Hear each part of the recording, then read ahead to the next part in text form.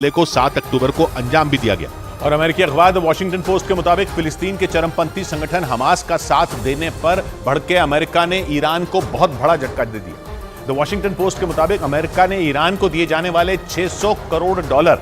यानी 50,000 करोड़ रुपए के फंड को रोक दिया।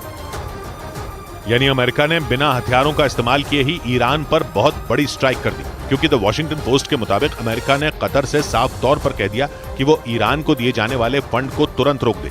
हालांकि ईरान की मीडिया ने दावा किया कि ऐसा कोई फैसला अमेरिका की तरफ से नहीं लिया गया। पिछले महीने ही अमेरिका ने दक्षिण कोरिया में ईरान के रोके गए फंड को कतर के सेंट्रल बैंक के जरिए लौटाने का फैसला किया था और $600 करोड़ यानी भारतीय रुपयों में करीब 50,000 करोड़ रुपए दक्षिण कोरिया से कतर के सेंट्रल बैंक में ट्रांसफर भी कर दिए गए थे।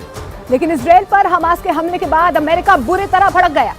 और कतर के अधिकारियों को आदेश दिए कि वो ईरान को फंड न दें, क्योंकि इजराइल को नक्शे से मिटा देने का सपना देखने वाले ईरान ने हमास के हमले का समर्थन किया था और खुलकर जश्न मनाया था, जिसके बाद अमेरिका ने ईरान को बहुत बड़ा झटका दे